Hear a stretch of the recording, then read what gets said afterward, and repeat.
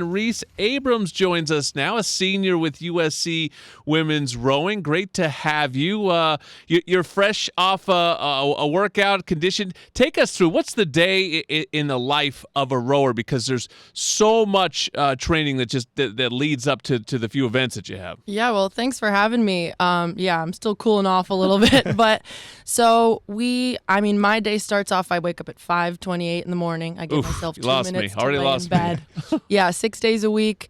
Our bus leaves campus at 6, and depending on the day of the week, we're either there for till 8:45 or 9:30. Get back on campus, chat out some Galen, little G, and then we have some time for practice or for classes, and then back at practice at 3:15 or 4:30. 3:15 is when we do another round of cardio. 4:30 is when we have weights, and then Saturdays too, we're out there. We get the boathouse at 6:30 in the morning. We're out there and we get home at 11:30. Oh yeah, we had Coach Kelsey on. She was with us in October, I believe. I think it was sometime last year. Yeah, time is a flat circle, Sean. Yeah, and she was great. She was excited about getting the gig. And how's it been working with her? She is awesome. I think she's really refreshed my appreciation for the sport. It's my first time having a female head coach too, which I love.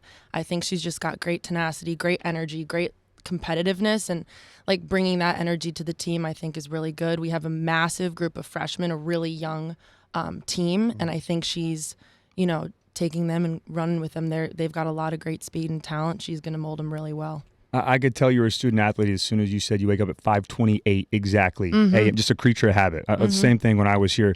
How does one, going back a little bit, get into rowing? Did you do other sports when you were growing up? Was it something that started out as a hobby, then you realized, okay, I want to make a career out of this? Or how did you get into rowing initially?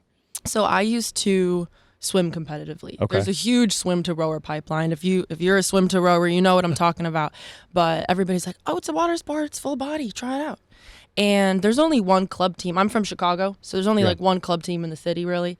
And I just had a family friend. I was in 7th grade. They just started, shout out Chicago Rowing Foundation, CRF. We got a couple girls on the team from there. Yeah.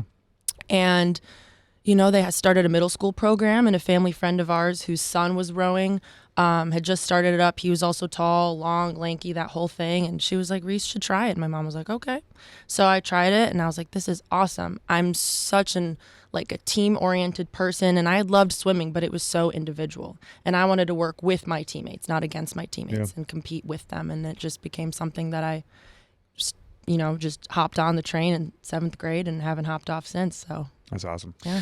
You're listening to Rhese Abrams of USC Women's Rowing on Trojans Live. It is the ultimate team sport, right? Because it only works if you guys are in complete unison. But how do you measure yourself, check yourself individually? How do you know you had a good day or a bad day? Is it easy to hide on the boat, or is it easy to get found out? Yeah, no, there's no hiding. I mean, any single person can have a positive impact or a negative impact. And I think focusing on the positives, you've had a good practice when you have put whatever 100% you have for that day. We always say, if you're at 80% for today, give us 100% of that 80%, wherever you're at.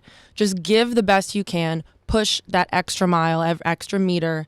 And as long as you did that, worked on the things you needed to work on, you self-advocate with the coaches, know what you need to focus on to make the team better, to make the whole, just every practice better, no matter what boat you're in. We have a little hierarchy of boats.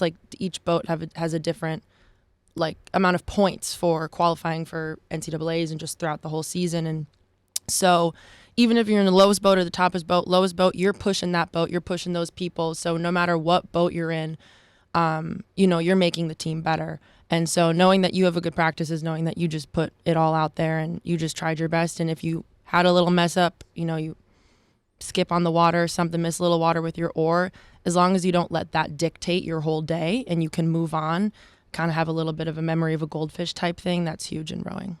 This may surprise you, but my rowing knowledge is a little bit limited. I did watch the Boys in the Boat movie about the Washington Huskies. It's a great book. I don't know, avid reader, but maybe a better movie. Visual. I learned visually. It's a great book.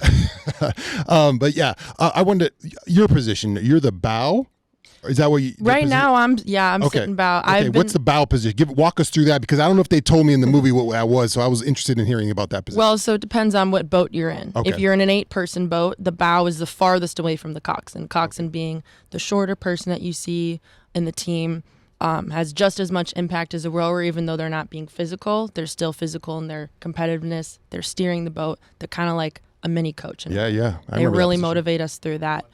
Bow seat, just, help sets the boat, keep the rhythm, keeping the energy up all the way from back there. But I move around a lot. So whatever seat I'm in, just helping that boat get better. There you go. Sean, too big to be a coxswain. Don't put that on your. Yeah. I'm a bow. On Never your limit aspirational yourself. goals. You have dreams if you want. You You can know try what? it There out. you go. Yeah. Thank you. He's always limiting me. You can always Anchor. be your own coxswain in a single. Just be by yourself too. So Yeah, I don't know where Sean's fitting in the boat at all. No offense. That's I what, mean, that's what you want as a defensive I'm a, lineman, though. Although- I'm a swimmer. There I'm we a go. swimmer. that's right. Remember, Because I will fall off the boat and then You I can just have to swim with us. Yeah. Yeah, there you go. Never forget that Coach Kelsey was in here, and What'd you say? I gave him a choice between these two as rowing prospects, assuming the big fella would get the nod here, and she chose the quarterback. She did. You know what? I gotta trust her opinion. Yeah, on I that, appreciate so. that. So I'm following you her. flopped that I'm easily? following Coach. I'm following Coach. I thought She's we were led building me. something. She's led us this far, so I'm following her on that. last question for me. Being from Chicago, Yeah. now coming out here to Southern California, what's been a little bit better? You like the West Coast? Is it the Midwest? You miss home, or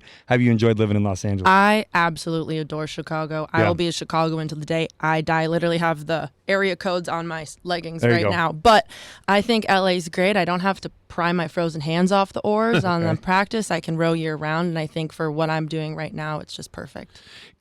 Your next meet is the Big Ten regatta, not meet. Big Ten Does meet invite. work? Regatta, no. it's Regatta, Jordan, race. let's go. Yeah.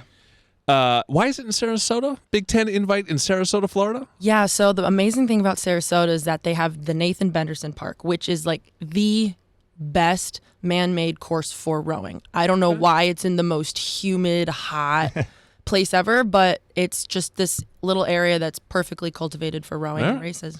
And then Big Ten championships will be in Indy. You have some family there? I don't have family in Indiana. I know, but like, but they're it's gonna close. drive over. I'm learning about Midwest geography, Yes, of course. and a lot of It's this a stuff is a lot closer than I realized. 3-hour drive. My mom, Yeah. my dad, Yeah. and my dog, who a lot of people are excited to meet, is going to be there. So I can't wait. I'll tell you what, and to back up your point, I played for Cleveland for a year. We had to fly out of Chicago because my dog was too big for the limit.